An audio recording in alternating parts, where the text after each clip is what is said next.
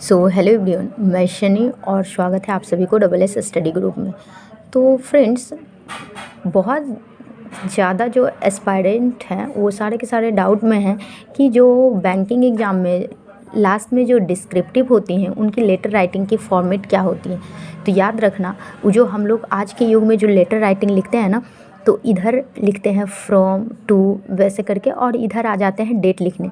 तो वहाँ आपकी जो स्पेस है ये यहाँ तक नहीं जाएगी, वो सब काम नहीं करेगी। आपको करना क्या है, सबसे पहले अपना एड्रेस लिखना है और एक लाइन की गैप देना है, मतलब 1 space, and then you write your date.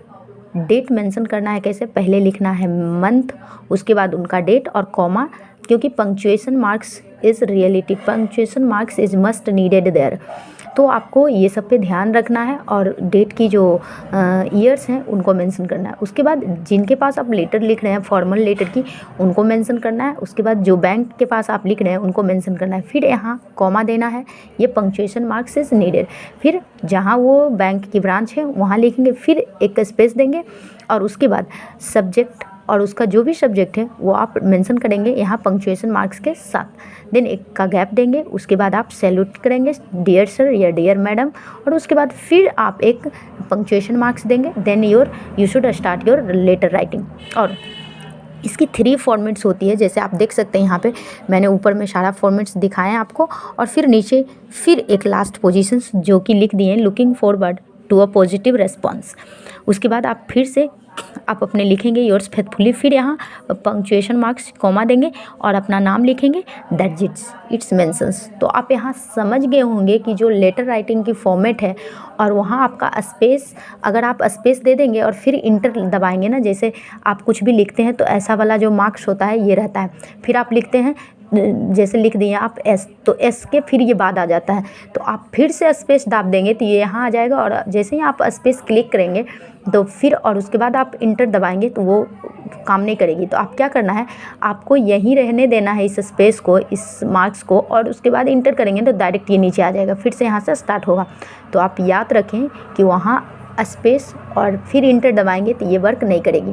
तो आपको वहाँ कीबोर्ड पे ये ध्यान देना है कि स्पेस के बाद इंटर नहीं दबाना है, मतलब बिना स्पेस को आप इंटर दबाएंगे तो वो डायरेक्ट नीचे चला जाएगा। इसकी फॉर्मेट ऐसे ही होगी। आप जो सोचेंगे कि यहाँ दबा देंगे फिर यहाँ इसको ले आएंगे, तो ये सब वहाँ नहीं होती है। आप डायरेक्ट ऐसे लिखेंगे और आपको 30 मिनट्स टाइम रहेगा। 30 मिनट्स टाइम में आपको क्या करना है, एक लेटर और एक ऐसे लिखना है।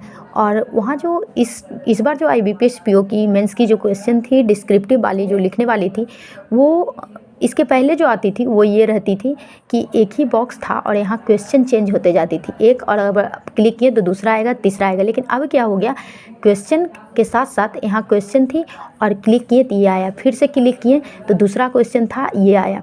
तो आप क्या करें, आपको अगर ये क्वेश्चन लिखने का मन नहीं है तो आप दूसरा क्लिक करें, और यहाँ 3 लेटर रहते हैं और 3 ऐसे रहते हैं, तो आप तीनों लेटर में से कोई एक लेटर अटेम्प्ट कर सकते हैं और कोई एक ऐसे लिख सकते हैं, तो आपकी मर्जी जैसी। तो इस बार जो अटेंड किए थे तो हम लोग फर्स्ट वाले अटेंड किए थे, फर्स्ट वाला ही थोड़ा सा विजिबल लगा और थोड़ा सा अच्छा था, तो मैंने वो अटेम्प्ट कर दिया।